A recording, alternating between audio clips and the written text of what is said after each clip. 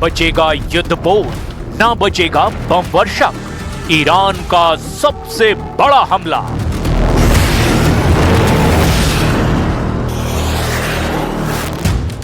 छियासी साल के ईरानी सुप्रीम लीडर अली खामनेई भले ही इस वक्त तेहरान के नजदीक 100 मीटर गहरे बंकर में मौजूद हों, लेकिन इस वक्त ईरान की सेना और लड़ाके सबसे घातक हमला करने के लिए पूरी तरह से तैयार हैं।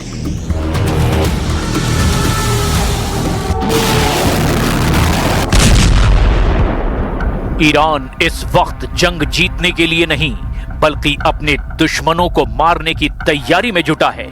ईरान के तेवर और तैयारियां इस वक्त चरम पर पहुंच चुकी हैं। खुद ईरानी मीडिया इस वक्त ईरान के अंदर और बाहर अमेरिका और इजराइल पर हमले को लेकर ऐसे वीडियो और ग्राफिक्स दिखा रहे हैं जो साबित करता है कि ईरान को अमेरिका और इजरायली हमले का रत्ती भर डर नहीं है।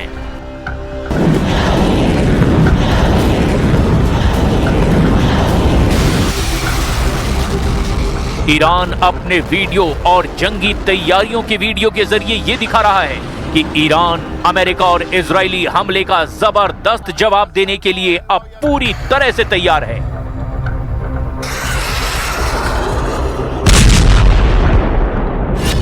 ईरान का टारगेट B-2 बम वर्षक। यूएसएस अब्राहम लिंकन के उड़ाएंगे चीथड़े। ईरान भले ही कागज में अमेरिका और इजराइल के सामने कमजोर नजर आए, लेकिन ईरान कुछ ऐसी जंगी काबिलियत रखता है जिसका खौफ अमेरिका और इजराइल दोनों को ही है। ईरान के पास बेतहाशा बैलिस्टिक और हाइपरसोनिक मिसाइलें हैं। ईरान के पास लंबी दूरी के आसमानी और समुद्री ड्रोन हैं जो अमेरिकी सेना का काल बन सकते हैं। ईरान अच्छी तरह से जानता है कि अगर उसकी मिसाइलों ने अमेरिकी जंगी विमान वाहक पोत यूएसएस अब्राहम लिंकन को उड़ा दिया तो अमेरिका के पैर जंग के मैदान में उखड़ने लगेंगे।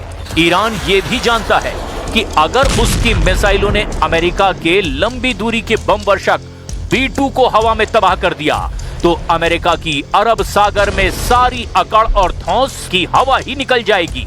जरा ईरान के इन AI वीडियो और ग्राफिक कंटेंट को देखिए, जिसमें दिखाया गया कि कैसे ईरान की मिसाइलें अमेरिका के बम वर्षक B-2 के हवा में ही चीथड़े उड़ा रहे हैं। इन ईरानी वीडियो में यह भी दिखाया गया है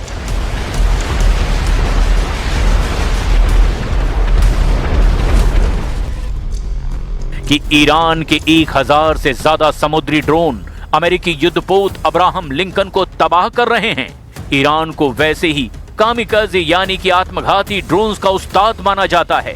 मिसाइल और ड्रोन के मामले में ईरानी बाजीगरी जंग शुरू होने से पहले अमेरिका और इजराइल पर भारी पड़ने लगी है। ईरान की रिवोल्यूशनरी गार्ड्स यानी कि IRGC के पास छोटी लेकिन बहुत तेज रफ्तार वाली नावें हैं जो मिसाइलों और टॉर्पीडोज से पूरी तरह लैस हैं, जो पलक झपकते ही अमेरिका के युद्धपोत पर झुंड में हमला करके अमेरिका को तगड़ी चोट पहुंचा सकते हैं। ईरान एक साथ सैकड़ों शाहिद 136 और नए मुहाजिर 10 ड्रोन लॉन्च कर सकता है।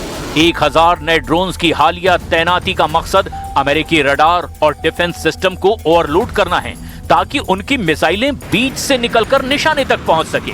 ईरान ने फारस की खाड़ी और स्ट्रेट ऑफ हॉर्मुज के किनारे पहाड़ों के नीचे मिसाइल शहरों का जाल बिछाया है। यहां से कादर 380L जैसी एंटी शिप क्रूज मिसाइलें सीधे समुद्र में तैनात अमेरिकी बेड़े पर दागी जा सकती हैं। ये सुरंगें अमेरिकी हवाई हमलों से भी सुरक्षित बताई जाती है। ताजा खुफिया जानकारी के मुताबिक ईरान ने चीनी HTT-233 रडार सिस्टम तैनात किया है। दावा तो ये है कि ये रडार अमेरिका के सबसे उन्नत F-35 स्टील्थ फाइटर जेट्स को भी आसमान में ट्रैक कर सकता है।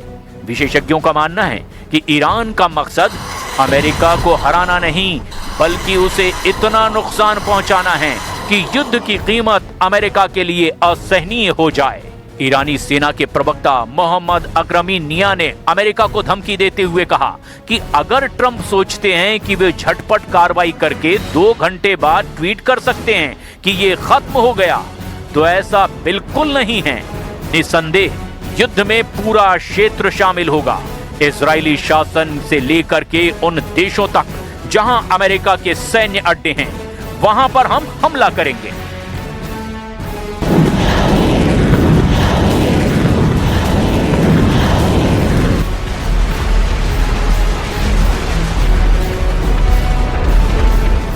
طرحهای ابلاغی در واقع به این صورته که ما دیگه تعللی در پاسخگویی به دشمن نداشته باشیم. در گذشته به هر حال طرحها متفاوت بود، باید ارزیابی‌هایی صورت می‌گرفت، دستوراتی صادر می‌شد. हाइपरसोनिक बैलिस्टिक से कोहराम, झुकेगा नहीं ईरान। हाइपरसोनिक मिसाइलें फतह-1 और फतह-2 ईरान का सबसे बड़ा ट्रम्प कार्ड है। ईरान का दावा है कि फतह-2 मिसाइल की गति मैक 15 यानी कि ध्वनि की गति से 15 गुना तेज है। इसकी गति और हवा में रास्ता बदलने की क्षमता की वजह से ही अमेरिका का आधुनिक एजिस डिफेंस सिस्टम भी इसे इंटरसेप्ट करने में संघर्ष कर सकता है। ये सीधे अमेरिकी विमान वाहक पोतों को निशाना बना सकती है। ईरान ने फारस की खाड़ी से और स्ट्रेट ऑफ हॉर्मुज के किनारे पहाड़ों के नीचे मिसाइल शहरों का जाल बिछाया है। ईरान ने बैलिस्टिक मिसाइलों पर भी दांव लगाया है। सेजिल ये ठोस ईंधन वाली मिसाइल है जिसे बहुत कम समय में लॉन्च किया जा सकता है।